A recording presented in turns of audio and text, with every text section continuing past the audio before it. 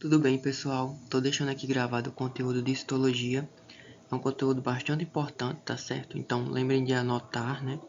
Estou disponibilizando o slide. E nas próximas aulas vamos trabalhar as questões da apostila. Então, vamos começar. Então, como eu havia dito para vocês, a citologia é a área da ciência que se dedica ao estudo da célula e de seu funcionamento, né? E o que possibilitou claramente o desenvolvimento dessa ciência foi a criação do microscópio, visto que as células são muito pequenas, né? São invisíveis a olho nu. O criador do microscópio foi o Robert Hooke, né? E também foi ele que deu esse nome de célula, pois analisando pedaço de cortiça, né, aquele material da rolha, do vinho, ele identificou esse tecido, né, o que ele chamou de pequenos compartimentos, que trata-se da periderme, né, da casca de uma árvore, e deu o nome de célula a esses pequenos recintos, a esses pequenos compartimentos. E o que seria a teoria celular, né?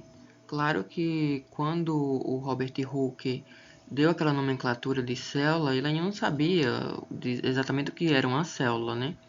Mas posteriormente foi formulada a teoria celular, que possui três premissas, né, básicas que os seres vivos se encaixam.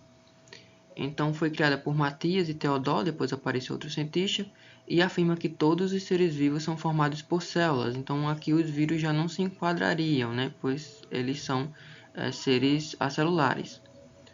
As células, portanto, são as unidades morfológicas e funcionais dos seres vivos. São essas duas premissas iniciais. Depois, a partir do momento que chegou o terceiro cientista, ele acrescentou a questão da reprodução. Atualmente sabe-se que os vírus são as únicas exceções dessa teoria, como eu falei, né? Pois não são formados por células, porém dependem delas para sua reprodução. Eles são parasitas obrigatórios, né? Intracelulares. A teoria celular, então, vai ter essas três premissas, né? A célula é a unidade morfológica dos seres vivos, ou seja, todos os seres vivos são constituídos por células. Então, se a gente pegar agente, né, por exemplo, nossos órgãos vão ser formados por tecidos e esses tecidos vão ser formados por células. Então, a unidade básica do ser vivo vai ser a célula. A célula é a unidade funcional dos seres vivos, ou seja, as atividades essenciais que caracterizam a vida ocorrem no interior das células.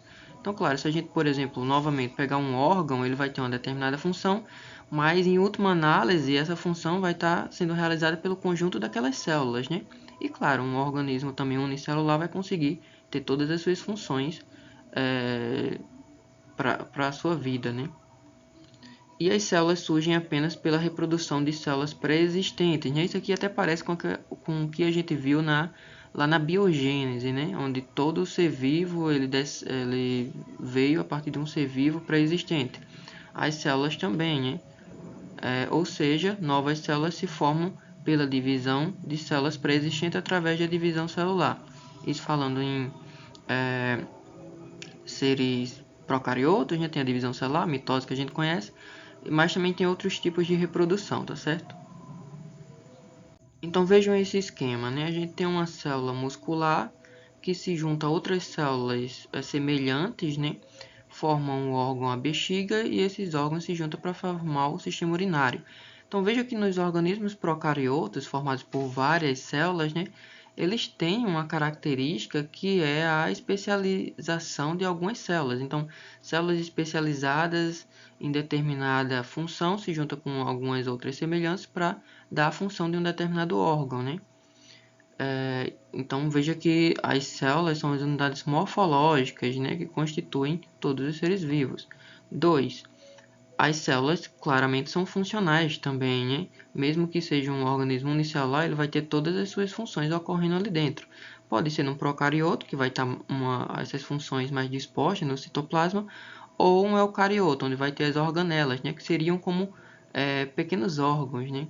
Então vai ter essas organelas, cada uma realizando sua determinada função, né? Por exemplo, o retículo endoplasmático rugoso vai produzir proteína, o liso vai produzir lipídios, o lisossomo vai participar da digestão intracelular. Então, essas funções bem definidas. Em 3 a gente tem a questão da reprodução. Aqui eu trouxe o exemplo, por exemplo, da mitose, né?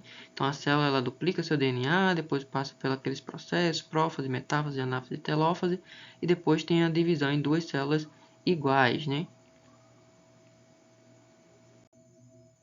Agora a gente vai tratar das características gerais dos seres vivos. Então, primeiro, vamos falar da organização celular. Isso aqui a gente já trabalhou, né? Todo ser vivo é formado por célula, a menor parte estrutural e funcional constitui um ser vivo. Mas vejam, aqui eu peguei o exemplo de uma cebola, a gente amplia, né? Pega uma amostra do catafilo, da epiderme dessa cebola e coloca no microscópio óptico, né? Aqui no aumento de 100 vezes, né? Observamos o que? Várias células eucarióticas, né? Porque se trata de uma planta, né? Então, temos essas células eucarióticas unidas, pois trata-se de uma epiderme. Então, essas células elas têm que estar unidas para evitar a entrada de micro-organismos, né, por espaços intercelulares. Veja a presença aqui do núcleo também. Por se tratar de uma célula vegetal, temos a presença da parede celular, né? Então, só para vocês observarem. Então, as células são classificadas em procariontes, não possuem uma membrana nuclear, o núcleo, né, envolvendo material genético, nem a presença de organelas membranosas. Aqui eu destaquei o membranosas porque alguns ainda consideram os ribossomos como organelas, né? E como os ribossomos estão presentes em todos os seres vivos, seja procarioto ou eucarioto, eu especifiquei aqui membranosas. Eucariontes possuem uma membrana nuclear envolvendo material genético, e organelas membranosas, né? O retículo endoplasmático rugoso, liso, mitocôndria, complexo de Golgi, policentríolos, lisossomos. Então tem essa divisão de trabalho. Quanto ao número de células, existem seres vivos unicelulares, é aquele formado por apenas uma célula, exemplo, bactérias, protozoários, algumas algas, né? Pluricelular, ser vivo ou multicelular, formado por mais de uma célula, exemplo, plantas, animais, alguns fungos. E acelular, ser vivo, entre aspas, que não possui célula. Exemplo, apenas os vírus. Na verdade, eles não são seres vivos, né? Pois eles não possuem todas, não se enquadram naquelas premissas da teoria celular. Então, aqui a gente tem os unicelulares, os pluricelulares. O tardígrado é um animal, tá certo, gente? Nem todo animal ele necessita ser visível a olho nu. E aqui a gente tem o vírus. Quanto à composição química dos seres vivos. Então, os seres vivos são compostos essencialmente por carbono, hidrogênio, oxigênio e nitrogênio. Também tem a presença de fósforo e enxofre, são os principais elementos. Lembrar de CHOMPs, né? Você já pega CHONPS. Substâncias inorgânicas e orgânicas a gente já trabalhou. Um detalhe, preste atenção no grafite, né? O grafite ele possui carbono e nem por isso ele é ser vivo, né? Então, lembrar disso, que nem porque tem materiais que possuem carbono que necessariamente vai ser um ser vivo. Quanto ao metabolismo, trata-se do conjunto de reações químicas responsáveis pela transformação e utilização da matéria e da energia. Temos dois tipos: o anabolismo, reações que provocam a síntese e a produção de substâncias, exemplo a fotossíntese e o crescimento celular, e o catabolismo, que é o inverso, né? Reações que provocam a degradação, a quebra de substâncias, exemplo, a gente tem a digestão, né? Quanto à nutrição, trata-se da obtenção de energia a partir do alimento ingerido. Pode ser uma nutrição autótrofa, é aquela em que o ser vivo consegue produzir o seu próprio alimento, exemplo, plantas, algas e cianobactérias. E a nutrição heterótrofa é aquela em que o ser vivo não consegue produzir o seu próprio alimento, sendo necessário obter a matéria orgânica por meio de outros seres vivos, se alimentando, né? Exemplo, animais, fungos e protozoários. Então, os seres autótrofos, eles produzem o seu próprio alimento, né? Quebram esse alimento e produzem energia. Na nutrição heterótrofa, eles têm que conseguir esse alimento, depois quebra esse alimento adquirido e transforma em energia. Quanto à capacidade de responder a estímulos, novamente tem dois tipos. A sensibilidade, quando envolve a participação do sistema nervoso, aí vejam, só os animais, né, possuem sistema nervoso. Então é uma característica exclusiva dos animais. E nem todo animal, né? Porque, por exemplo, porífera não possui sistema nervoso. Quinidário possui sistema nervoso, mas é um sistema nervoso mais difuso. Então é necessário que haja esse sistema nervoso. Exemplo, o olho fechando na presença de luz forte. Então tem essa questão do reflexo também, hein? E a irritabilidade? Quando não tem participação do sistema nervoso, característica presente em todos os seres vivos. Exemplo, tem a planta malícia que fecha suas folhas a ser tocada, ou a planta dioneia, né, que acaba fechando aquela estrutura foliar quando os insetos ticam nos seus tricomas, né? Não chame de pelo, quem tem pelo é apenas os mamíferos, né? Tricomas seria o mais correto para plantas e cerdas para os insetos, por exemplo, para os artrópodes. Então, o inseto chega aqui, acaba ticando nesses tricomas e a planta fecha essa estrutura, né? E prende o inseto. Então, quanto à homeostase, então, quando se escutar esse termo, vai se referir à propriedade do ser vivo de se manter estável, em equilíbrio em relação a fatores como temperatura, salinidade e pH. Quando o organismo não está em homeostase, seu funcionamento pode ser comprometido. Exemplo, o suor liberado pelo corpo é uma forma, né, para tentar manter a temperatura do corpo em equilíbrio. Então, você está com muito calor, né, você começa a suar para diminuir essa temperatura. Quanto à reprodução, trata-se da capacidade do ser vivo de gerar descendentes. Então, tem dois tipos, né? A reprodução sexuada, o tipo de reprodução em que há troca de material genético, DNA, e variabilidade genética, lembrar disso. Por que eu não coloquei aqui apenas o envolvimento de gametas? Porque a reprodução sexuada também vai estar presente, por exemplo, em bactérias, em algumas bactérias, como a gente vai ver logo a seguir, né? Então, essas bactérias, logicamente, não possuem essa distinção de gametas, então o mais certo é a troca de material genético. Geralmente, para esse tipo de reprodução é necessário mais de um indivíduo, exemplo, polinização e a reprodução humana. Aqui sim tem o envolvimento de gameta, né? O espermatozoide com o óvulo. Reprodução assexuada, veja o prefixo de negação, né? Se aqui tem variabilidade genética, aqui não vai ter. Se aqui tem troca de material genético, né? Em assexuada não vai ter. Se há, significa negação. É o tipo de reprodução em que há participação apenas de um indivíduo e não há variabilidade genética. Exemplo, cisparidade, né? Divisão celular, divisão binária, geralmente é característico mais de bactérias. E propagação vegetativa. Então, se eu corto um caule de uma planta e planto ele, aquela planta nova, na verdade, vai ser um clone daquela planta antiga. Não vai ter uma variabilidade genética, né? Não foi uma reprodução sexuada.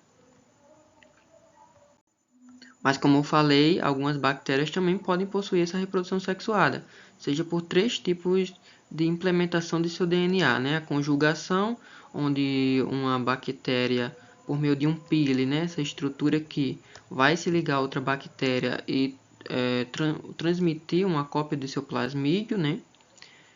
A transformação, então, tem uma bactéria lá em seu meio ambiente e ela acaba englobando parte de um DNA de uma bactéria que já morreu, por exemplo, e incorporando no fragmento de DNA, e a transdução, onde a gente tem a presença dos bacteriófagos, que são vírus que atacam bactérias. Então, esses vírus depositam seu material genético, né?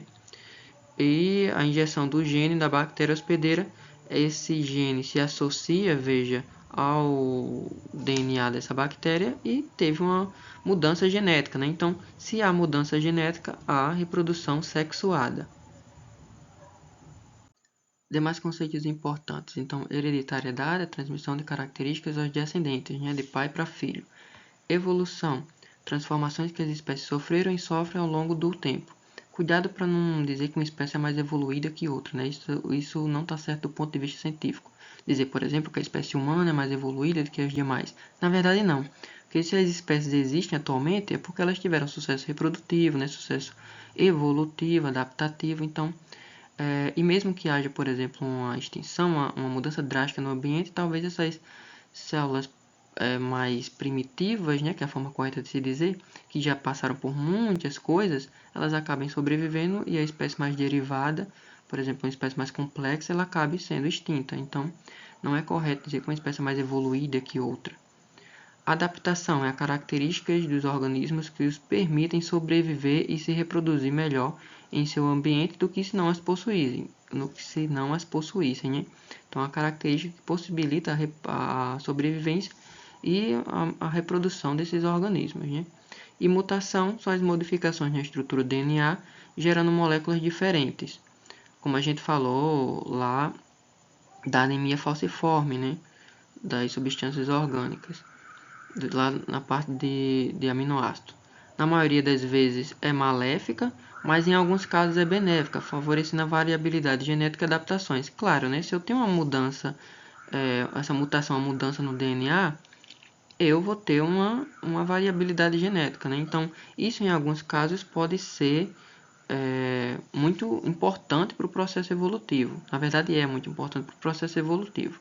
Muitas vezes dá errado, mas em algumas vezes favorece os organismos, né? Aqui eu deixei o resuminho do que a gente falou, né? Vocês podem anotar se quiserem também. Agora vamos entrar nos envoltórios celulares. Começando, claro, pelo núcleo, né?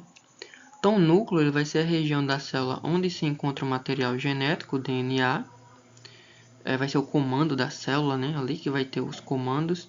Possui poros que controlam a entrada e saída de substâncias. Então, por exemplo, aquele RNA mensageiro que tem que sair do núcleo para fazer, por meio da tradução, a síntese proteica, né? Ele passa por esses poros, né? As moléculas de DNA associadas às proteínas histonas compõem a cromatina. Então, a gente falou daquele DNA que se enrosca, né? Naquelas proteínas as histonas, formando até os cromossomos, né? E compondo a cromatina. Essa cromatina pode estar na forma de eucromatina, com DNA ativo, né, fazendo transcrição de RNA para que ocorra a produção de proteína, ou heterocromatina, DNA inativo. Os nucleolos são corpos densos e arredondados compostos de proteínas com RNA e DNA associados. Nele é fabricado e armazenado o RNA ribossômico, aquele RNA que realiza de fato a síntese proteica, né, na tradução. Possui a subunidade menor e maior, que a gente também já viu. Então, quanto à membrana plasmática, né, que a gente falou em bioquímica bastante, é presente em todas as células, é lipoproteica, constituída principalmente de fosfolipídios e proteínas, mas também tem açúcares, né, que a gente vai ver, aqueles oligosacarídeos que se ligam aos fosfolipídios e às proteínas. Possui uma permeabilidade seletiva, então nem tudo entra, como a gente também já falou, ou sai da célula, depende das suas necessidades, né? Ela que controla o que vai entrar e sair dessa célula.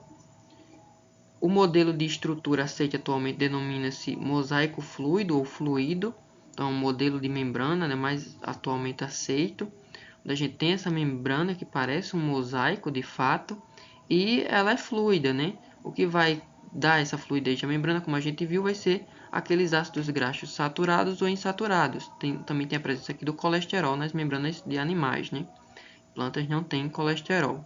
Então, quando o ácido graxo é saturado, né, por exemplo, de animais, a gente vai ter uma propensão de maior rigidez, né, essa membrana plasmática. Quando tem uma maior quantidade de ácidos graxos insaturados, ela fica mais fluida. Então, o que define essa fluidez da membrana vai ser esses ácidos graxos. Essas cadeias saturadas e insaturadas. Envoltórios externos à membrana plasmática, temos o glicocálice e a parede celular. Só para deixar claro aqui também, gente, que aqueles envoltórios das organelas também são muito semelhantes à membrana plasmática, tá certo? E a gente tem, posterior à membrana plasmática, o glicocálice, né, presente em animais, em alguns protozoários, e a parede celular, né, que é presente, não tem parede celular em animais, né, é presente em fungos, é presente também em bactérias, é presente nas plantas, né? A gente vai ver isso. O glicocálice, ele é formado por glicídios associados aos lipídios e às proteínas da membrana. Não atrapalha a permeabilidade da membrana. Então, glicocálice são aqueles açúcares, aqueles oligosacarídeos ligados tanto aos lipídios, aos fosfolipídios, quanto às proteínas que formam uma rede, tá certo?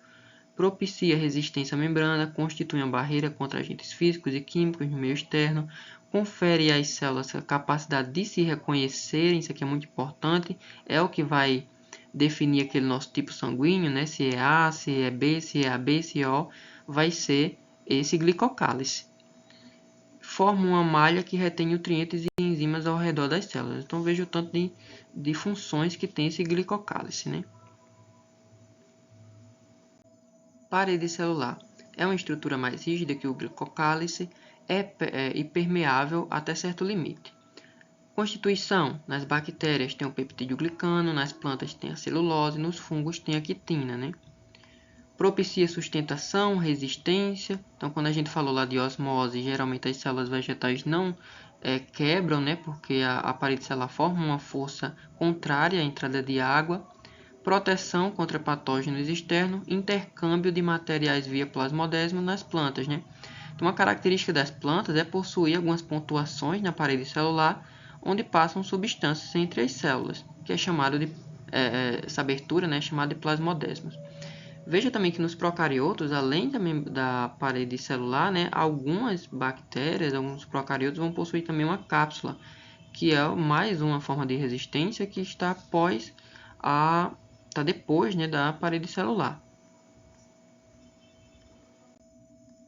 Processos de troca entre a célula e o meio externo, que é bastante importante isso aqui. A gente já falou em bioquímica de osmose, de difusão simples, que são processos passivos, onde não há gasto de energia, né? Então, de modo a igualar a concentração da célula com o meio externo. Então, vejam, a gente vai ter lá, né, aqueles dois ambientes, um ambiente com a maior quantidade de soluto e o outro ambiente com uma menor quantidade de soluto. Então, esse soluto, por difusão simples, ele tende a se locomover da região que está mais concentrado para a região que está menos concentrado, né? A fim de igualar as concentrações. Já na osmose, a gente vai ter a água fazendo isso, né? Então, se uma região tem uma maior concentração de soluto do que outra região, né? A água ela tende a sair dessa região com menor concentração, região hipotônica, para a região hipertônica, né?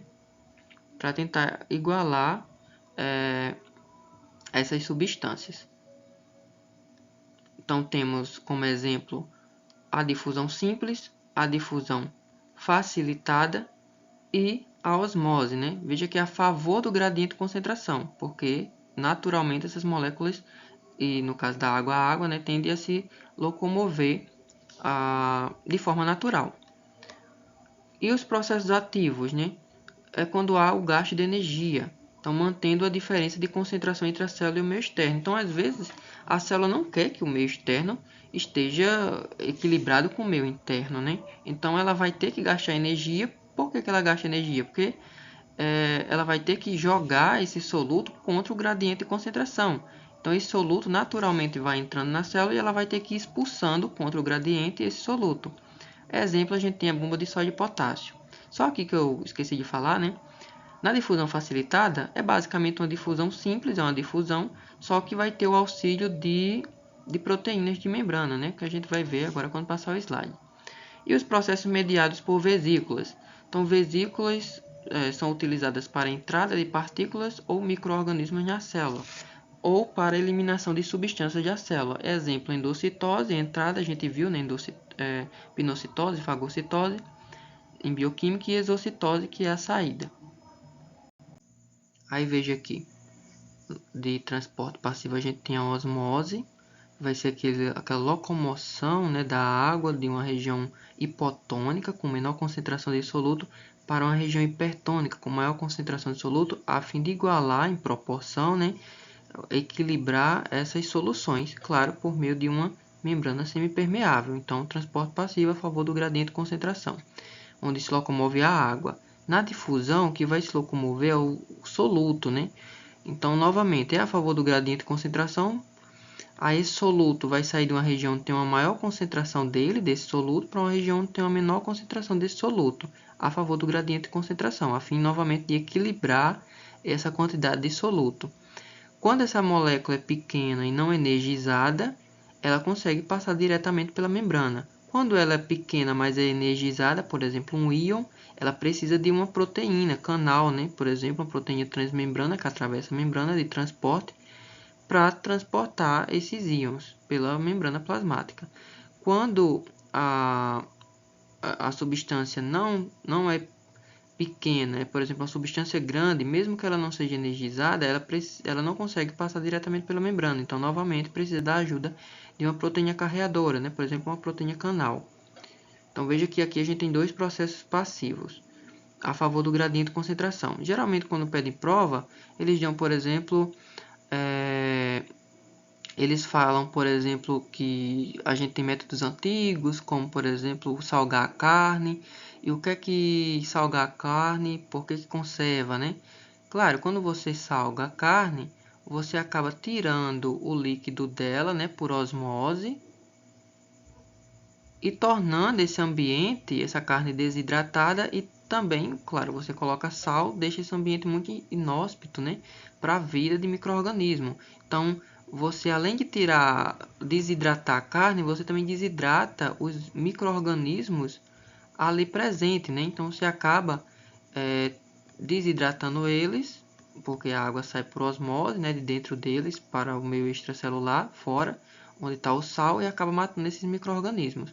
Ou pode ser como aquela questão que a gente tinha falado da batata, né? Então, você está com o caldo do feijão muito salgado, qual é a ideia? Você coloca, isso é para ser batata, tá, gente? Você coloca a batata dentro da panela, né? Que essa batata vai acabar sugando esse sal, né? Na verdade, esse sal entra por difusão e meio que diminui aquele líquido do feijão que estava muito salgado, né? Porque o sal vai para dentro da batata, né? Que tem uma menor concentração de soluto. Os dois processos ocorrem a fim de igualar essas concentrações, né? Então, no caso da batata que é colocada dentro do feijão, o sal entra nessa batata por difusão, né? No caso de uma carne que eu salgo, que eu coloco sal, né? Acabo desidratando essa carne e os micro-organismos ali presentes, por isso que conserva. Então, geralmente, quando é cobrado esse tipo de processo, é referente a esse tipo de coisa. E muitas vezes eles tentam fazer você errar, né? Às vezes você pensa aqui no caso da batata que seria osmose, mas na verdade o principal processo aqui é a difusão. E eles às vezes tentam fazer você errar, colocando difusão no caso da carne, sendo que é osmose.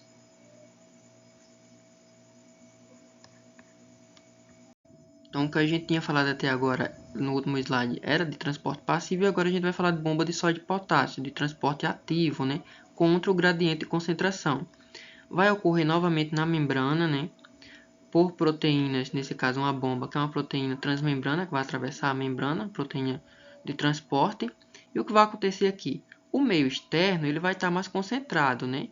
Então, esses íons eles tendem a se locomover nessa direção, né? Que seria a favor do gradiente de concentração. Porém, a célula ela não quer que ocorra esse equilíbrio, né? Então, ela vai ter que expulsar esses íons para fora da célula, contra o gradiente de concentração. E como é que ela vai fazer isso? Ela vai ter que gastar o quê? A energia, né? Vai ter que gastar ATP. Nossa molécula de troca é o ATP, adenosina trifosfato. Então, E mais um detalhe, né? Na bomba de sódio e potássio, a célula ela tende a querer o potássio dentro dela para suas reações bioquímicas, né? E expulsar o sódio, que não vai ser interessante para ela. Então, veja, ela vai pegar o sódio, esse sódio vai se ligar aos sítios de ligação dessa proteína, veja que tem 3. Posteriormente, o ATP ele se liga, né? Lá o fosfato inorgânico do ATP à proteína, ela muda sua conformação e abre agora para fora, né? Ela estava aberta para dentro e agora ela abre para fora, liberando esses íons sódio, né? Quando ela libera esses íons sódio, os íons potássio, agora eles vão se ligar aos seus sítios de ligação dessa proteína. Aí o que ocorre? O fosfato lá da adenosina trifosfato, né, sai e quando ele sai, a proteína muda sua conformação novamente, abrindo novamente para dentro e jogando esse potássio dentro da célula. Mas veja que essa célula ela joga 3 sódio toda a vida, né? E entra 2 potássio. Então, não é uma coisa equilibrada, né? Tá saindo mais íons do que está entrando. Então, por isso que o meio externo fica com a maior concentração e esses íons eles tendem a entrar na célula, né? Só que toda vida que eles entram, a célula vai expulsando, gastando energia pela bomba de sódio e potássio. Então essa é a diferença de um transporte ativo, né, que vai contra o gradiente de concentração, para um transporte passivo, como a gente viu na difusão simples, facilitada e na própria osmose. Agora iremos falar de citoesqueleto, que como o próprio nome já fala, é o esqueleto da célula, né? Confere forma e sustentação interna à célula eucariótica. É composto principalmente de 3 tipos de filamento proteico. Os microtúbulos, aqui em azul, né? Vejam que são maiores, está no centro da célula, mas na divisão celular eles vão para a periferia, para as extremidades. Os microfilamentos, que são os filamentos de actina, lá na periferia celular, vejam aqui. E os filamentos intermediários, aqui em verde, mais no centro, para a periferia celular. Então vamos trabalhar cada um deles. Microtúbulos, filamentos intermediários, vejam que ele também traz comunicação entre as células, né? E os microfilamentos, os filamentos de actina, que ficam mais na periferia mesmo.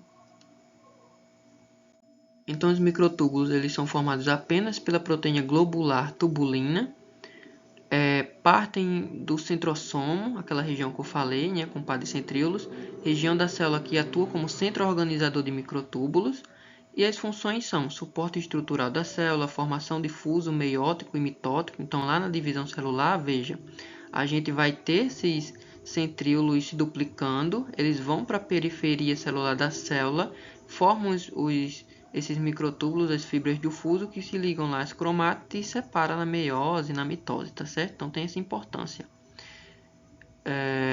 Fuso meiótico e mitótico nas divisões celulares e formação de centríolos, cílios e flagelos. Então eles vão estar intimamente ligados à formação dos cílios, né? Por exemplo, de bactérias, e dos flagelos, como por exemplo o flagelo de uma bactéria ou o flagelo de um espermatozoide. Filamentos intermediários, formados por grande variedade de proteínas fibrosas, com destaque para a queratina, que participa dos filamentos de células epiteliais e seus derivados, como cabelo e unhas. Funções, confere resistência mecânica às células e participa das junções entre as células. Então, isso aqui vai ser uma característica bem importante desses filamentos intermediários, que eles formam essas junções entre células distintas, né? Então, microfilamentos, né? Formados apenas pela proteína globular actina, concentram-se preferencialmente na região do citoplasma, próxima à membrana plasmática, lá na periferia celular, né? Funções, suporte para estruturas como microvilosidades, participam da movimentação dentro do citoplasma e do processo de separação das moléculas na divisão celular, mas principalmente aqui é a presença dos microtúbulos, tá certo? E juntamente com a proteína miosina formam os principais componentes contráteis das células musculares. Então, a função bem importante do filamento de actina é a questão da contração muscular, que ela vai realizar juntamente a miosina, né?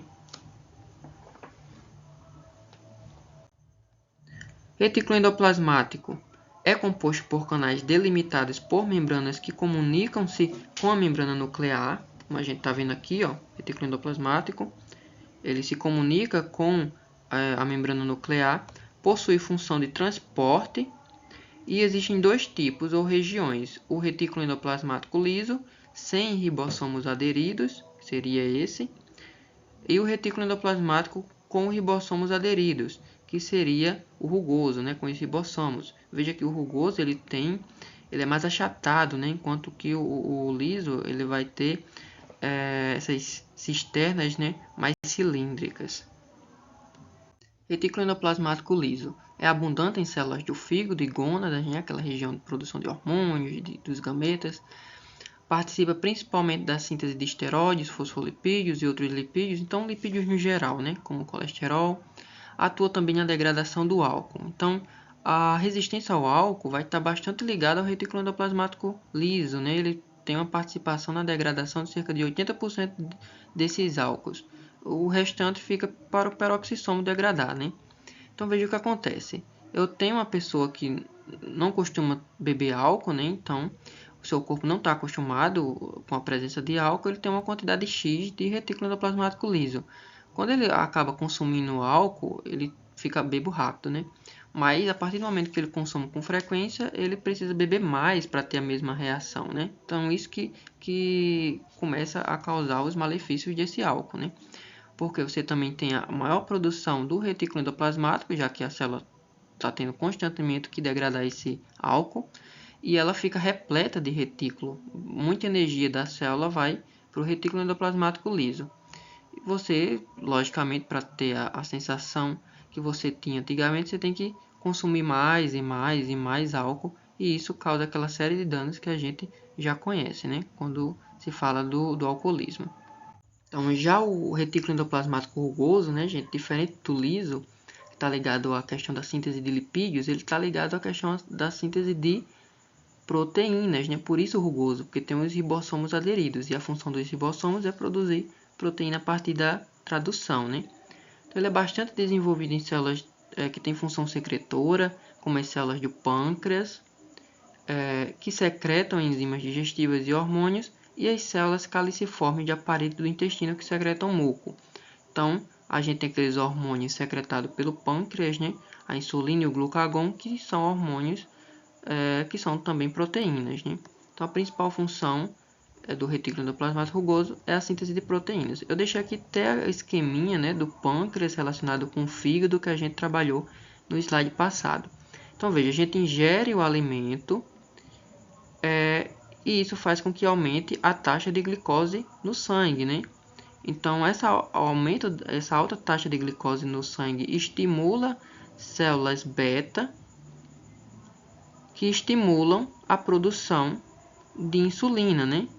Essa insulina faz com que o fígado absorva a glicose e armazene em forma de glicogênio. Então, essa insulina ela faz com que as células, né, elas absorvam essa alta de glicose no sangue, né? E essa absorção no fígado faz com que ele transforme essa glicose, junte ela, né, em glicogênio, que é a forma, que é um polissacarídeo de reserva dos animais e também dos fungos, né? A baixa glicose no sangue vai fazer com que ocorra a inibição da célula beta, que produz insulina, né? E estimule, né, a produção de célula alfa, que produz o que? O glucagon. E o que é que o glucagon faz? Ele pega ele faz com que o fígado quebre aquele glicogênio, né, o açúcar de reserva, em vários monossacarídeos e jogue esses monossacarídeos no sangue, né, aumentando assim a taxa de glicose no sangue que estava baixa, né. Então esse é o ciclo, né. Tem o aumento da alta de glicose no sangue, estimula a produção de insulina. Insulina faz com que o fígado guarde essa glicose em forma de glicogênio.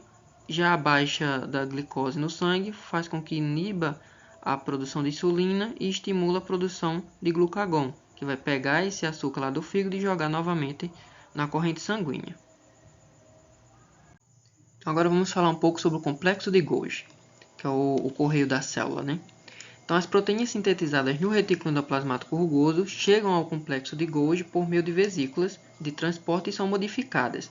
Então, veja, a gente tinha falado em bioquímica que aquelas proteínas que são sintetizadas no retículo endoplasmático rugoso, elas geralmente são transportadas para o complexo de Golgi e lá são secretadas, porque elas sofrem modificações. Algumas modificações já ocorrem inicialmente no retículo endoplasmático rugoso, como por exemplo a glicosilação, e são finalizadas no complexo de Golgi. Já aquelas proteínas que são sintetizadas diretamente nos ribossomos dispersos no citoplasma, né, eles não passam geralmente pelo complexo de Golgi. Então, função, modificação de secreções, aquelas proteínas, aqueles lipídios que ele recebe pelas vesículas, né, empacotamento e eliminação. Então, ele recebe, empacota e elimina, na verdade é secreta, ele não vai destruir, né? Ele vai secretar. Produz alguns polissacarídeos, como a hemicelulose, presente na parede celular de plantas, né? E os carboidratos que compõem as glicoproteínas. Então, novamente, aquelas proteínas que possuem aqueles glicídios, aqueles oligosacarídeos, passam claramente pelo complexo de Golgi. Agora, mudando de assunto, já que tem imagem aqui do espermatozoide, né? Veja que claramente o complexo de Golgi ele participa intensamente da formação do acrossomo, que é muito importante para que esse espermatozoide consiga entrar no óvulo, né? Então ele participa da formação do acrossomo. Mas mudando agora para mitocôndrias, né? Tem algumas perguntas que querem saber qual a origem da mitocôndria na prole, né? Então sempre, gente, a origem da mitocôndria vai ser origem materna, porque nos pais, no gameta masculino, essas mitocôndrias são perdidas, porque o que entra no óvulo é apenas a cabeça do espermatozoide, né? E as mitocôndrias estão lá na região da cauda, onde tem o flagelo, para justamente gerar energia para que esse flagelo se locomova, né? Então, geralmente caem provas, né? Perguntando qual a origem, algumas pode ter, por exemplo, alguma característica que seja causada pela mitocôndria, e essa característica teria sido advinda de quê? Do pai ou da mãe? Sempre é da mãe, porque a mãe que dá todas as mitocôndrias que vai ter na prole, né? Já os homens, o seu gameta, né, ele perde essa cauda e perde assim todas as suas mitocôndrias. Então esse complexo de Golgi, voltando ao assunto, né, também participa da formação da lamela média, que vai ser aquela estrutura, né, que vai se formar entre as células vegetais no momento da divisão celular, né, para que ocorra, né, essa divisão, a formação dessas paredes, né, do fragmoplasto, começa a formar essas paredes, ó, na região externa. Então tem um complexo de Golgi que libera o fragmoplasto, que vai formar essa lamela média, né. Então, basicamente, essas são as funções do complexo de Golgi. Ele recebe as proteínas, os lipídios, transformam essas proteínas e esses lipídios e secretam elas para os seus destinos. Aqui a gente tem essa interação, né? Então, o retículo endoplasmático liso ou rugoso formou a proteína ou lipídio, ela vai ser envolta por uma vesícula, chegando na região cis, né, desse complexo de Golgi, porque ele tem três regiões, a região cis, que é a que recebe, a região intermediária, né, que vai ser onde vai ocorrer principalmente as reações químicas de modificação, depois é liberado pela região trans, né? Pela aqui, como fala, cara trans é a região trans. Aí essa proteína ou esse lipídio, né, vai ser secretado, por exemplo, para fora da célula. Veja aqui também que os lisossomos, que são organelas que participam da digestão intracelular, eles vão ser formados a partir do complexo de Golgi. Então tem muitas funções envolvendo essa organela, né? Agora falaremos um pouco sobre os lisossomos. Então veja que a gente está falando como se fosse uma historiazinha, né? Primeiro falou da produção de proteína, depois da modificação dessas proteínas e lipídios no complexo de Golgi, e agora dos lisossomos que são formados a partir do complexo de Golgi. Então são pequenas vesículas membranosas que contêm grande quantidade de enzimas responsáveis pela digestão intracelular.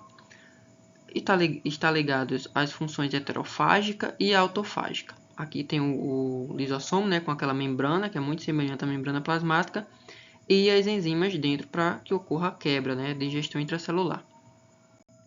Função heterofágica: digerir material capturado do exterior por fagocitose ou pinocitose, que a gente já falou em bioquímica. Então, na fagocitose tem a formação daqueles pseudópodes. Vejam que esses pseudópodes são modificação dessa célula, ela está se modificando, né? Então, tem participação aqui de quê? Dos filamentos de actina, né? Que promovem essa modificação. Então, forma esses pseudópodes, falsos pés, que englobam uma partícula geralmente sólida, forma a vesícula que vai ser chamada de fagossomo. Essa vesícula se une aos lisossomos que liberam as enzimas, né, degradam esse composto e depois esse composto é eliminado, né, por exocitose. Já na pinocitose, geralmente vai envolver substâncias dissolvidas em líquidos, né, e não vai ocorrer a formação de pseudópodes, e sim a formação de uma invaginação celular. Então, veja que não forma aqui não há a formação dos pseudópodes, né? E sim a membrana que ocorre uma invaginação, ela invagina, dobra para dentro, né? E forma essa vesícula, que a gente vê aqui. Aí ocorre a formação do pinossomo, que vai ser a vesícula característica da pinocitose, né? E depois ocorre novamente essa degradação. Já a função autofágica, a gente viu na heterofágica que esses materiais que serão degradados serão de fora da célula, né? A autofágica, esses materiais serão de dentro da célula, né? Então, digerir estruturas citoplasmáticas dentro da própria célula, contribuindo para a renovação celular. Então, se eu tenho uma organela que não está mais exercendo sua função como deveria, ou outras organelas, né? O que vai ocorrer? A gente vai ter a degradação dessa organela. Então, é formado novamente uma vesícula, né? Em torno dessa organela que não está exercendo sua função, por exemplo, uma mitocôndria. Há a formação do autofagossomo, que vai ser essa vesícula, né? Que vai se ligar a um lisossomo e vai degradá-la. Então, assim, a gente tem a degradação e a renovação dessas estruturas, né? Veja também que na função autofágica eu tenho a participação, por exemplo, da formação das hemácias, né? Então, primeiro, essa célula que vai se transformar na hemácia, ela vai perder seu núcleo, porque a gente sabe que as hemácias humanas são anucleadas, né? Elas perdem o seu núcleo por exocitose, né? Vejam aqui, núcleo eliminado por exocitose. E as demais organelas que ficaram serão eliminadas por autofagia, né? Então, vai ocorrer a autofagia novamente, vai formar as vesículas em torno dessas organelas, depois se ligam aos lisossomos, né?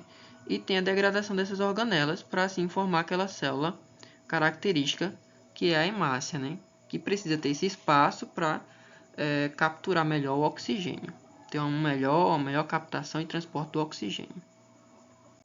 Agora vejam, outro processo interessante é a autólise, que não vai ser a mesma coisa que a autofagia que a gente falou, né? Na autofagia a gente tem uma renovação celular, é algo benéfico. Na autólise, essa vai ser geralmente ocasionada por lesões das células, né, dos tecidos, que vai proporcionar o rompimento da membrana lisossômica, ocorrendo a liberação, vazamento de enzimas para o citoplasma, né, ocorrendo a destruição completamente da célula. Então, ocorre a morte celular.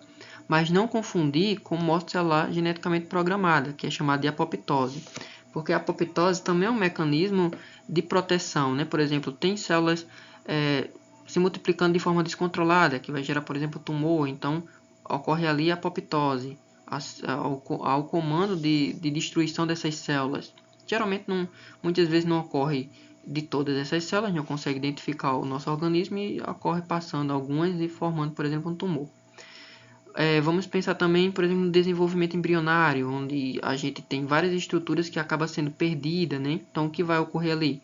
A apoptose, né? Aquelas estruturas são perdidas por apoptose. O próprio girino, né, que vai se desenvolver, perde sua cauda também, vai perder por apoptose. E a autólise vai estar ligada mais a essas lesões, né?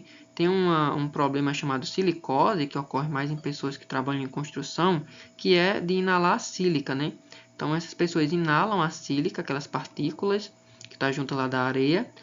Essa sílica entra nos pulmões, entra nos brônquios, nas subdivisões, nos bronquíolos, né, nos alvéolos, e acaba lesionando aqueles tecidos, entrando na célula, ocorrendo esse rompimento da membrana lisossômica e causando vários problemas. Então, é ocasionado nessa silicose. Bom, quanto aos peroxissomos, a principal função dessas organelas é a oxidação de certas substâncias orgânicas, em especial os ácidos graxos, né? E, apesar de ser um processo benéfico, há a formação de um subproduto tóxico na oxidação desses ácidos graxos, né? Que é a água oxigenada, o H2O ou peróxido de hidrogênio, a mesma coisa, água oxigenada ou peróxido de hidrogênio. Esta água oxigenada, no entanto, é logo degradada dentro do próprio peroxissomo pela enzima catalase. Então, isso aqui pode ser cobrado, né? Porque é um composto tóxico que é formado dentro da célula, mas é degradado pela catalase. Ela também participa, como a gente falou, da desintoxicação do organismo de certas substâncias, como o álcool. A gente falou que o retículo endoplasmático degrada cerca de 80% do álcool e os outros 20% fica para o peroxissomo, né? Veja aqui a formação desse peroxissomo, né? Tem a partir do retículo endoplasmático, né? Essas vesículas que formam o peroxissomo, aí vai ter o peroxissomo maduro, que passa por um alongamento, depois constrição e depois fissão. Mas isso aqui não é muito importante não, muito difícil cair, tá certo? Agora quanto aos vacúolos de suco celular. Vacúolo é característica de célula vegetal, tanto vacúolo como parede celular, né, se tiver celulose, e os cloroplastos. Isso não tem em célula animal. Os vacúolos, aqui você veja que está ocupando grande parte da célula, mas na verdade eles ocupam até mais quando o vacúolo está maduro, né? Quando é ainda uma célula jovem, essa célula terá vários pequenos vacúolos. Esses vacúolos posteriormente vão se unindo e formando um grande vacúolo que pode ocupar até 98% do espaço dessa célula, do volume dela, né? Então, eles são delimitados por uma membrana chamada tonoplasto, tá certo? Exclusiva das células de plantas e algumas algas, então não está presente em animais. No interior do vacúolo há uma solução aquosa de várias substâncias e podem também ter pigmentos, né? Então, aqui a gente tem, por exemplo, a epiderme de uma planta chamada Tradescantia, que tem a folha roxa, né, caracterizada pelo pigmento antocianina, né, e esse pigmento fica dissolvido nesse vacúolo, destacando-se sais, carboidratos e proteínas, e também pigmentos.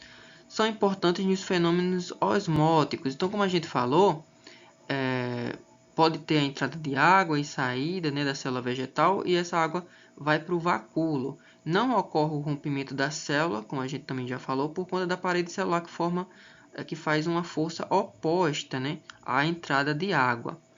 Quando a gente está observando essas células no microscópio e a gente coloca uma solução, por exemplo, muito concentrada, com açúcar ou sal, ocorre a plasmólise dessa célula, né? Essa célula fica murcha.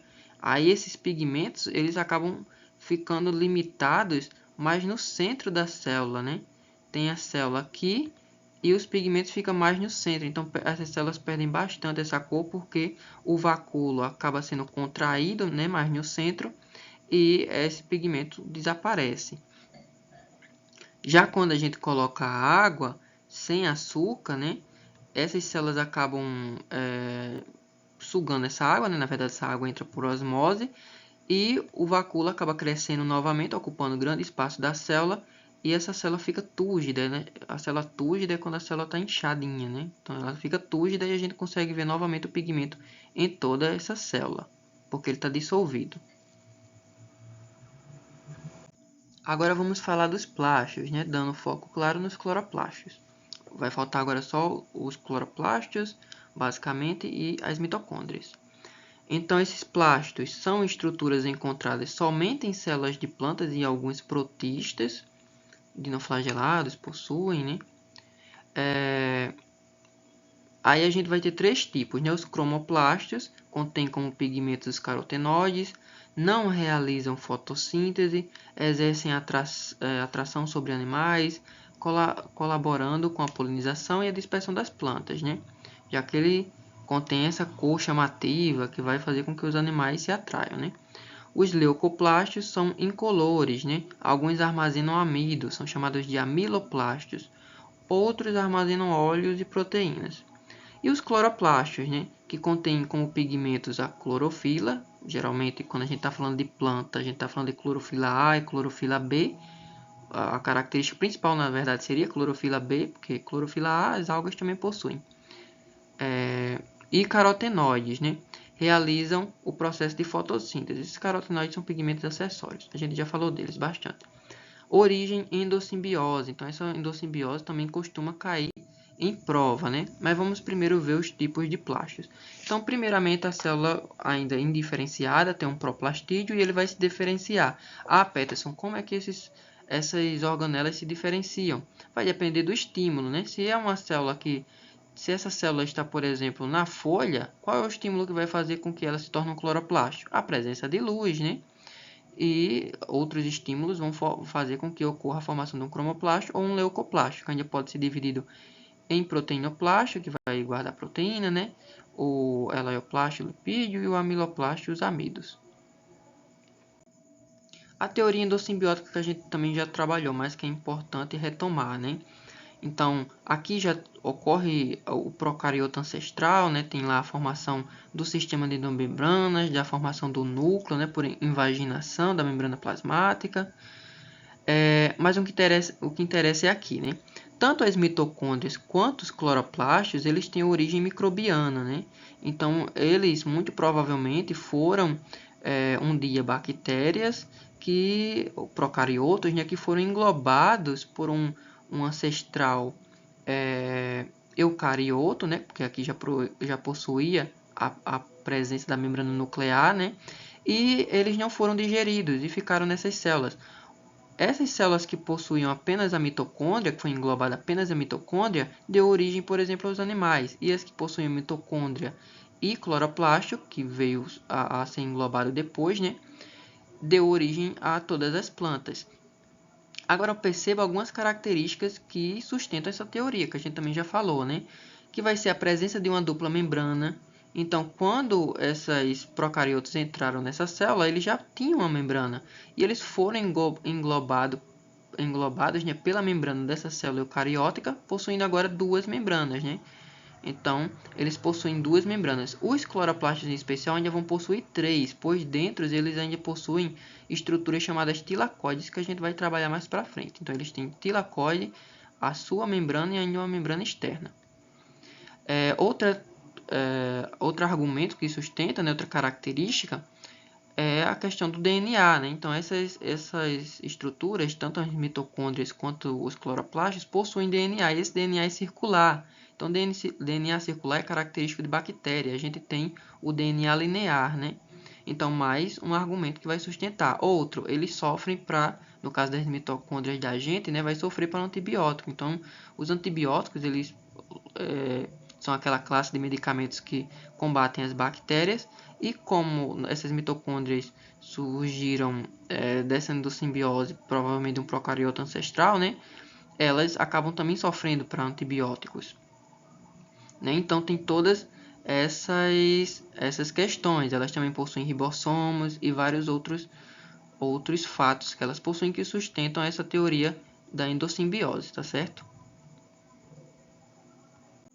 Bom, gente, agora vamos começar a falar de fotossíntese. Presta atenção principalmente agora, porque tanto fotossíntese quanto a respiração celular são os assuntos mais cobrados no Enem e são também os mais complexos, né, da parte de citologia. Então, vamos começar falando de onde ocorre a fotossíntese. Ela geralmente vai ocorrer nas folhas, né, nos organismos que possuem folhas. Mas, por exemplo, se tiver uma cactácea que tem as folhas reduzidas a espinhos, vai ocorrer no caule, né? Existem três tipos básicos de fotossíntese, que são bastante complexos, na verdade, né? Que é a fotossíntese C3, C4 e CAM. A gente vai se atentar à fotossíntese que é mais cobrada no Enem e que é mais abundante, né? Que a gente estuda mais. Então, na folha, teremos o interior dessa folha, que é chamada de mesofilo, que vai possuir essas células cheias de cloroplasto. Aqui a célula, né, com cloroplasto. Esse cloroplasto ele vai ter duas regiões.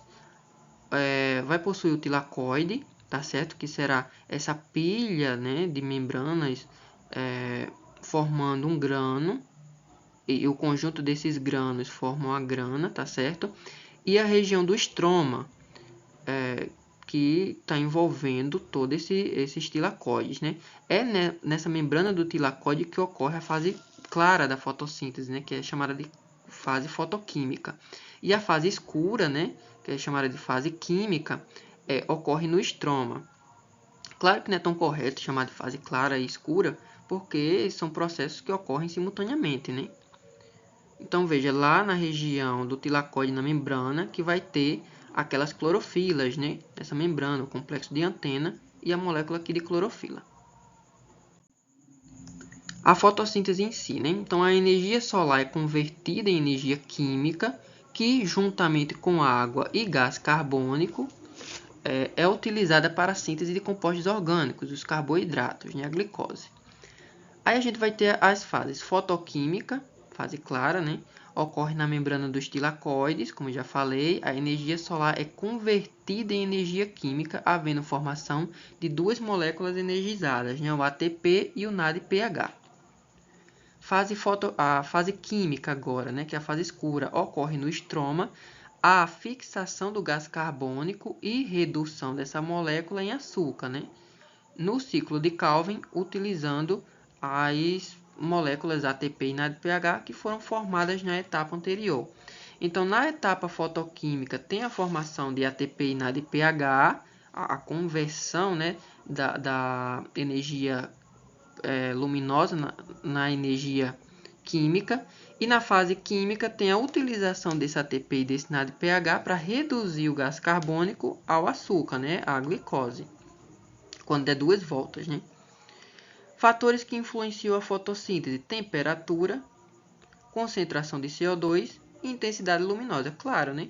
Se eu tenho uma maior disponibilidade de luz, essa planta vai ter uma maior capacidade fotossintética de realizar fotossíntese. Se eu tenho uma concentração boa de gás carbônico, vai ser propício para que essa planta consiga captar esse gás carbônico para produzir açúcar. Se não tiver, vai ser mais difícil, né, fazer isso. E aqui, e claro, a temperatura também pode influenciar. Não pode também ser demais, tá certo? Pode prejudicar essa fotossíntese, esses pigmentos, né? Aqui tem a equaçãozinha, né, dessa fotossíntese. A gente tem 6 gás carbônicos mais 6H2O, né, que por meio da clorofila e da energia luminosa tem a formação de C6H12O6, a glicose, e mais 6 moléculas de oxigênio. Bom, e como ocorre de forma mais resumida, né, essa fotossíntese? A gente tem a energia solar que está incidindo sobre esses tilacoides, né, que possuem clorofila lá naquela membrana do tilacoide, na região do grano, né, o grano é a junção desses tilacoides numa pilha. Vai ocorrer a quebra da molécula de água por um processo denominado fotólise. Então, foto, luz, lise, quebra, né? Então, a partir da energia solar ocorre essa fotólise da molécula de água. Essa quebra da molécula de água, a gente vai liberar prótons de hidrogênio, tá certo? Oxigênio, então é a partir da quebra da molécula de água que a planta libera oxigênio, e elétrons. Esses elétrons, por meio da excitação dessas clorofilas, eles serão transportados bombeando prótons de hidrogênio, como a gente vai ver no próximo slide, e depois disso ocorre a formação do ATP e do NADPH. Esse ATP e esse NADPH são jogados posteriormente na fase química, agora lá no ciclo de Calvin. A fixação do gás carbônico por uma enzima, uma proteína chamada rubisco, ribulose, bifosfato, carboxilase, oxigenase, que é a proteína mais abundante no mundo. Ela vai fixar esse gás carbônico no ciclo de Calvin. E a partir dessas duas moléculas energizadas, ATP e NADPH, vai ter a conversão, né, desse gás carbônico, a redução dele a açúcar, né? Aqui, ó, os açúcares. Então, vai ter a formação dos açúcares. E basicamente vai ser isso, né? Aí esse ciclo vai se repetir. Depois de gastar as energias, né? O NADPH volta a ser NADP+, e o ATP volta a ser ADP mais fosfato inorgânico, que novamente serão formados o NADPH e o ATP novamente na parte fotoquímica. E depois vai ser formado novamente mais açúcar na parte química. Então, esse é um processo contínuo, né? Mais fixação de gás carbônico, mais formação de açúcares, mais quebra de água, né? Então, esse processo vai se continuar durante a disponibilidade de energia solar. Agora vamos falar um pouco sobre a parte fotoquímica, né? Um pouco mais aprofundado. A gente tem que ter conhecimento de algumas coisas prévias, ou seja, na membrana do tilacoide, vai existir dois tipos de fotossistema, onde estão agrupadas as clorofilas. O fotossistema 2, P680, porque essa vai ser o espectro que ele vai absorver, né? Então, esse é chamado de P680, e o fotossistema 1, P700. Por que o fotossistema 1 ele vem depois, né? Porque ele foi descoberto primeiro, só por isso. Outra coisa que temos que saber é que existem dois tipos de fotofosforilação, ou seja, fosforilação por meio da luz, né? Formação da ATP, que vai ser a fotofosforilação acíclica, de forma unidirecional, onde os elétrons passam do fotossistema 2 até o fotossistema 1, tá certo? E depois tem a produção do NADPH.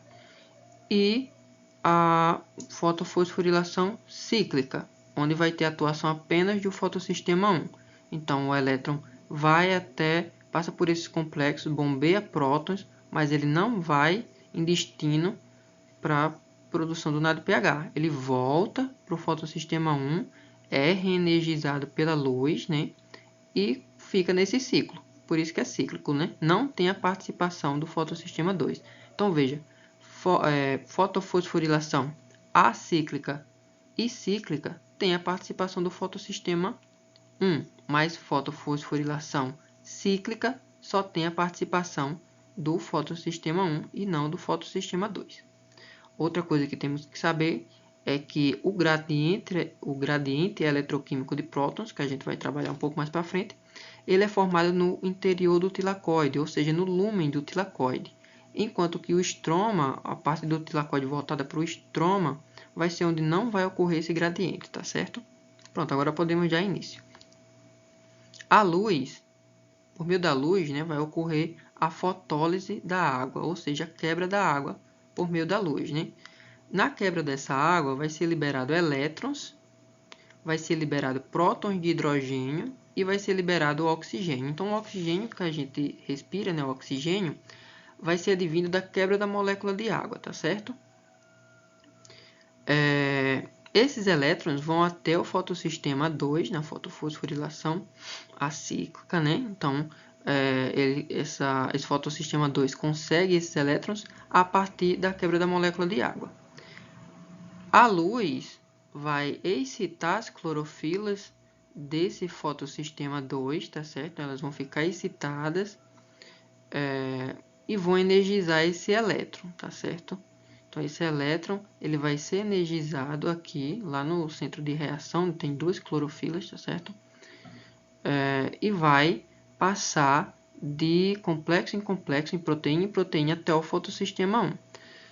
No decorrer, na passagem desse elétron, ele vai perder energia. Peterson, por que ele vai perder energia? Porque ele vai acabar servindo de energia para o bombeamento de prótons de hidrogênio da região do estroma para a região do lúmen do tilacoide, do interior do tilacoide, tá certo? Então, a passagem desse elétron faz com que ele perca energia, né? E bombeie prótons de hidrogênio, chegando agora no fotossistema 1.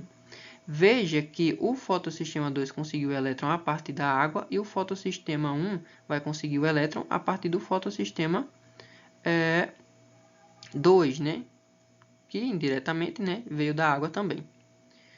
Agora, esses elétrons vão ser novamente energizados, porque as clorofilas vão ser novamente excitadas pela luz e vai energizar esses elétrons. Esses elétrons novamente vão passando por esses complexos, perdendo energia, né? Até ir para a produção do NADPH. Então, NADP mais próton de hidrogênio formam o NADPH. E aqui vai ser o destino final desse elétron. Aqui seria a fotofosforilação acíclica, tá certo? Teve formação de NADPH, e a formação do ATP fica onde? Esses prótons de hidrogênio, como aqui está mais concentrado, formando esse gradiente, eles terão que voltar para a região do estroma. Porém, eles não conseguem passar diretamente pela membrana plasmática, porque a gente já falou que moléculas, mesmo que pequenas, se forem energizadas, não vão conseguir passar diretamente pela membrana. Então, eles vão passar por uma enzima, proteína chamada ATP sintetase ou ATP sintase. Quando esses prótons de hidrogênio passam de forma passiva, vejam porque aqui está mais concentrado, aqui está menos, né? Então, passam de forma passiva por essa ATP sintase, ela vai girar seu mecanismo, unindo ADP, adenosina difosfato, mais fosfato inorgânico, formando assim o ATP. Então, aqui a gente teve a formação do NADPH e a formação do ATP na fosforilação acíclica. E na fosforilação cíclica, Ela começa aqui no fotossistema 1, né? O elétron vai ser energizado, vai passar pelos complexos, pelas proteínas, porém ele não vai a destino de formação de NADPH. Ele volta para o fotossistema 1, onde é novamente energizado e vai novamente bombeando prótons, passando por esses complexos, por essas proteínas, bombeando prótons para a formação apenas do ATP. Então, na formação cíclica, outra característica, né, que tem apenas a formação do ATP. Na fosforilação acíclica tem formação de ATP e de NADPH, tá certo? Pronto, aqui é o resumo, né, dessa fase fotoquímica. Aí, se vocês não entenderam de primeira, vocês podem voltar até compreender esse processo. Agora a gente vai para a parte química, tá certo? Agora vamos entrar na fase química. Ela é dividida em 3 etapas, tá certo? Primeiro a fixação do carbono, depois a redução e a maior, que é a regeneração, mas que a gente não vai se adentrar tanto. Primeiramente, ocorre a fixação do gás carbônico atmosférico pela rubisco, aquela enzima que a gente falou, a mais abundante no mundo, incorporando esse gás carbônico nessa molécula, o 3-RuBP, né? Formando uma molécula de 6 carbono. Aqui é a fixação do carbono. Depois vai ocorrer os processos de redução para formar o gliceraldeído 3-fosfato, um composto orgânico com 3 carbono. Ah, Petson, não deveria ser 6, já que se trata de uma glicose? Não. Primeiro forma um gliceraldeído 3-fosfato com 3 carbono, depois em outro ciclo, em outra volta, forma outro gliceraldeído 3-fosfato e a união desses dois forma a molécula de 6 carbono, a hexose, né, a glicose. Veja que aqui nesse processo de redução a gente vai utilizar o ATP e o NADPH formados na fase fotoquímica, né, na fase clara, que é chamada, né? E também na regeneração também é utilizado ATP. E quando ele é utilizado, ele volta a ser ADP e NADP+, que serão novamente direcionados até a fase fotoquímica para que seja novamente formado ATP e NADPH para que volte novamente para o ciclo, né? Porque é uma coisa contínua, né?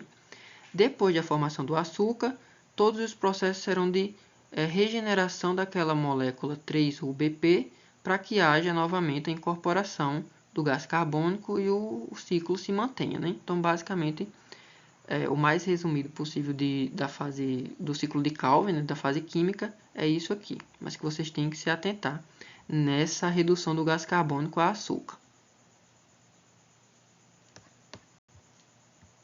Bom, agora iremos falar sobre as mitocôndrias.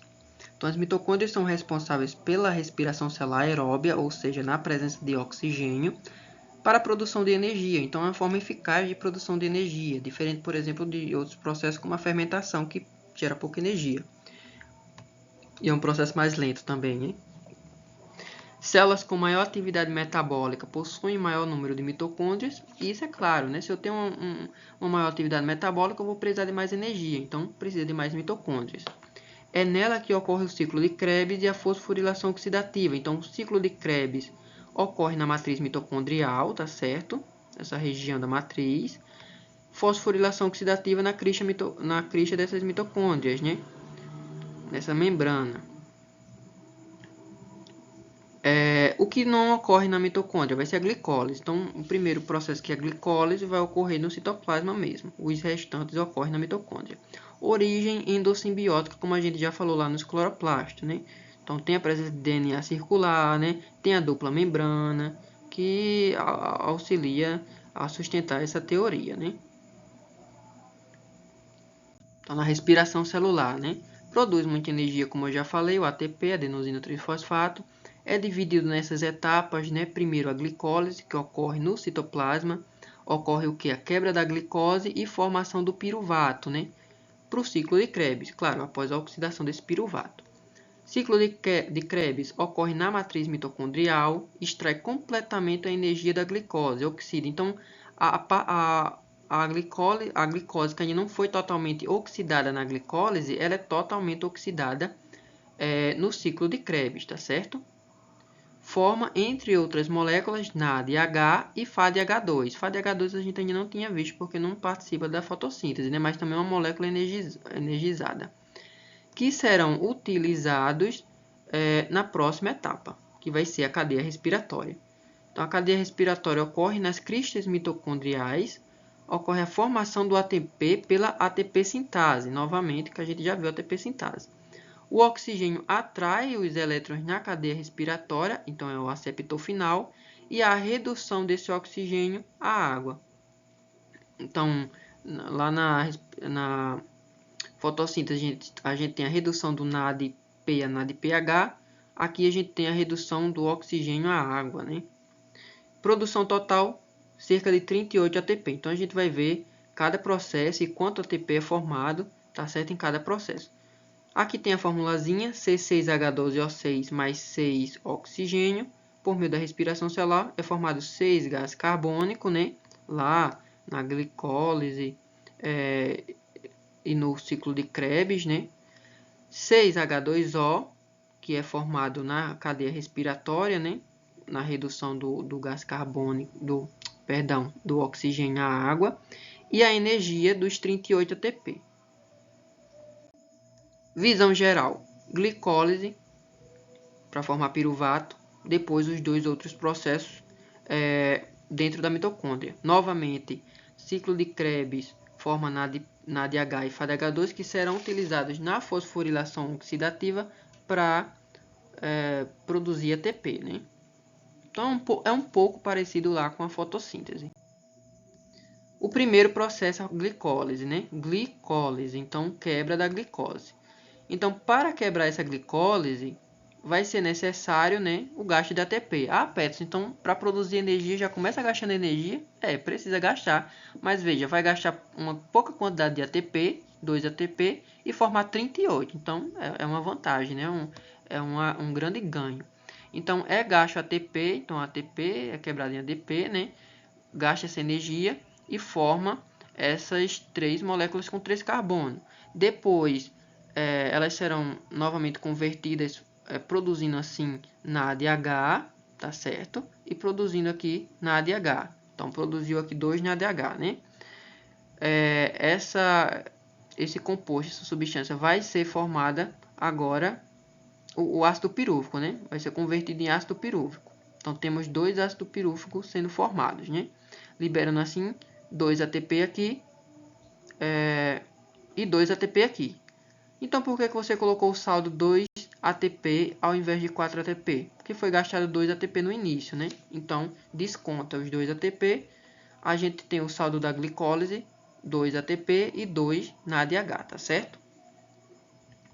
Próximo processo, oxidação do piruvato. Então, o ácido pirúvico não vai ser utilizado no ciclo de Krebs. O composto que vai ser utilizado vai ser o acetilcoenzima A. Então, precisa primeiro oxidar esse ácido pirúvico. Na oxidação desse ácido pirúvico, ocorre o quê? A produção de gás carbônico. Ah, Peterson, mas aqui só é um gás carbônico. Por que você colocou 2? Porque se lembra que foi formado 2 ácidos pirúvicos no processo anterior? Então, aqui vai ser tudo duplicado, né? Vai ser formado um gás carbônico. E no outro vai ser formado mais um. Então, forma 2 gás carbônico. Depois, forma 2 NADH, né? 2 NADH. E aqui, gente, aqui tá errado, tá certo? Não tem formação de ATP aqui. Então, isso aqui tá errado. Eu devo ter corrigido no slide de vocês. Mas não tem formação de 2 ATP. Né? Tem formação apenas de NADH e do CO2. Tá certo? Então, o que vai ser formado? Acetilcoenzima A. Agora a gente entra no ciclo de Krebs, né? Então veja, tem a entrada de quem? Quem é que inicia o ciclo de Krebs? O acetilcoenzima A. Por isso que teve que ter a oxidação do ácido pirúvico, né? Então, o que é interessante a gente saber aqui nesse ciclo de Krebs? Que tem várias transformações, é algo bem complicado, tá certo? Temos a conversão, né, desse acetilcoenzima A em vários componentes, tá certo? Até formar oxalacetato para reiniciar o ciclo, né? Mas o que é interessante para a gente? Veja, tem a formação de NADH aqui e gás carbônico, né, a produção de gás carbônico. Tem novamente formação de NADH e gás carbônico. Tem a formação aqui do FADH2, né? FAD vira FADH2. E tem também a formação de GTP. Então a gente, claro, não tem apenas a molécula da ATP, né? Porque o ATP vem da adenina, né? Então, você lembra das bases nitrogenadas? Então pode ter ATP, TTP, GTP, né? Mas no final das contas, esse GTP ele vai ser convertido em ATP. Por isso que a gente vai deixar a ATP aqui para fins pedagógicos, para facilitar, né, o entendimento. Então vamos ver que formou aqui 2 ATP. Mas claro, formou 2 GTP, né? Ah, Peterson, mas não formou 6, não formou 2, né? Só formou 1. Mas se lembra que eu tinha 2 ácido pirúvico, então vou ter a formação de 2 acetilcoenzima A. Então, novamente, tudo aqui vai ser duplicado. Então, tive 1, 2, 3, 3, né? Aqui também teve 1.